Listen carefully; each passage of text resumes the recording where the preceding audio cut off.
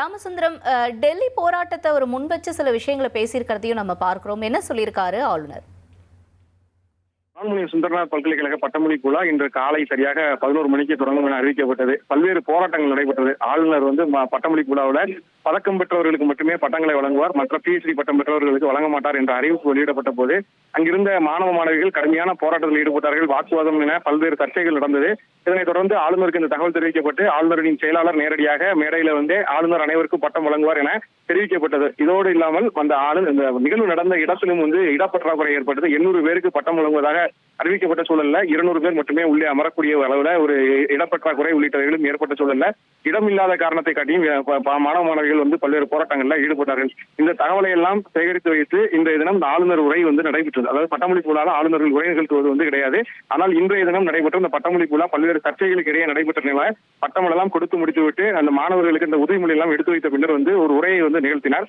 முதலில் எடுத்த உடனேயே இந்த நிகழ்வு நடந்ததற்கு மிகப்பெரிய ஒரு மகிழ்ச்சி ஏற்படுத்துகிறது. இந்த நிகழ்வுல உயர்கல்வித்துறை அமைச்சர் பங்கேற்கவில்லை, உயர்கல்வித்துறை செயலாளரும் பங்கேற்கவில்லை.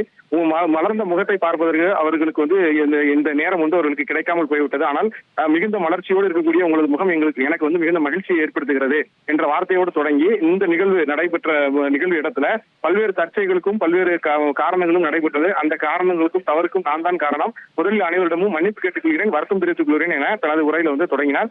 இந்த நிகழ்விடம் சிறியதாக இருக்கிறது. அடுத்த முறை மிகப்பெரிய இடத்துல இந்த பட்டமளிப்பு விழா நடத்துவதற்கான ஏற்பாடை செய்யவும் உடனடியாக துணைவேந்தருக்கு அறிவுறுத்தியதோடு இந்த இடப்பற்றாக்குறைக்கும் நான் தான் காரணம். இந்த நிகழ்வு இனிமேல் நடைபெறாமல் இருக்கிறதுக்கு உங்களிடம் மன்னிப்பு கேட்டுக்கொள்கிறேன் என்று மீண்டும் ஒரு முறை மன்னிப்பு கேட்டதோடு தமிழகத்துல இருக்கக்கூடிய இளைஞர்களுக்கும் தமிழகத்தினுடைய கலாச்சாரமும் மிகவும் வேறுபட்டதாக இருக்கிறது.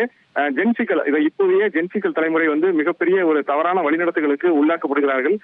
டெல்லியில் நடந்த ஜந்தர் மந்தர் போராட்டத்தை அனைவரும் பார்த்திருப்போம். அங்கு உள்ள இளைஞர்களுக்கும் இங்கு இந்த பட்டமளிப்பு விழா அமைதியாக நடந்து முடிந்ததற்கான இங்கு இருந்த இளைஞர்களுக்கும் இடையே பெரிய அளவிலான வித்தியாசத்தை பார்க்கிறேன். இளைஞர்கள் இந்த நாட்டை வழிநடத்தி மேம்படுத்தப்பட்ட இந்தியாவையும் மிகப்பெரிய வளர்ச்சியடைந்த இந்தியாவையும் உருவாக்குவதற்கு முயற்சி மேற்கொள்ள வேண்டும். பிரதமரின் அந்த விக்சித் பாரத் கனவு 2047 நிறைவு பெறும் என அவர் தெரிவித்திருக்கிறார். ஆனால் அதனை விரைவாக நிறைவேற்றுவதற்கு நாம் அனைவரும் உறுதிமொழி எடுக்க வேண்டும். நாளை என்பதை நாம் புறந்தள்ளிவிட்டு இன்றே இதற்கான பணிகளை தொடங்க வேண்டும். விக்சித் தமிழகம் என்பதை நமது இலக்காக கொண்டு பயணத்தை மேற்கொள்ள வேண்டும் என பல்வேறு அறிவுரைகளையும் மாணவர்களுக்கு வழங்கினார். தொடர்ந்து நிகழ்வு முடிவு, அதாவது அவர் உரையை முடிக்கும் பொழுது கூட இந்த நிகழ்வுல நடந்த அனைத்து விதமான அசம்பாவிதங்களுக்கும் பிரச்சனைகளுக்கும் தவறான புரிதல்கள் தான் காரணம். அதிகமான இடங்கள்ல மாணவர்கள் குழுமுவார்கள், அவர்களுக்கு பட்டம் வழங்க வேண்டும் என துணைவேந்தர் தெரிவித்ததன் காரணமாகவே நான் பதக்கம் வென்றவர்களுக்கு மட்டுமே பட்டம் வழங்குவேன் என சொல்லியிருந்தேன். ஆனால் இந்த மாதிரியான ஒரு நிகழ்வு நடைபெறும் என்று எனக்கு தெரிந்திருந்தால் இந்த கருத்தை நான் தெரிவித்திருக்க மாட்டேன். இந்த கருத்து தெரிவித்ததற்கு நான் மிகுந்த வருத்தத்தை தெரிவித்துக் கொள்கிறேன் என மீண்டும் மன்னிப்பை கேட்டு இந்த உரையை முடித்தார். ஜென்சி இளைஞர்கள் தவறாக வழிநடத்துகிறார்கள் என்பதை மீண்டும் மீண்டும் அவர் அழுத்தம் திருத்தமாக சொன்னது இங்கிருந்த அனைவரிடமும் ஒரு கவனத்தை ஈர்த்தது. மற்றும் இளைஞரிடம் மன்னிப்பு கேட்டது, மாணவ மாணவியிடம் மன்னிப்பு கேட்டது அனைவரும் வருத்தத்தை தெரிவித்துக் கொண்டது. இங்கிருந்து மாணவர் பற்றி ஒரு மிகுந்த மகிழ்ச்சி ஏற்படுத்தி இருக்கிறது. ஆளுநர் இது போன்ற செயலில் ஈடுபட்டது எங்களுக்கு மகிழ்ச்சி அளிக்கிறது. எனவே இங்க இருந்த மாணவ மாணவிகளும் தெரிவித்து சென்றிருக்கிறார்கள். உங்களுடைய தகவல்களுக்கு நன்றி ராமசுந்தரம்.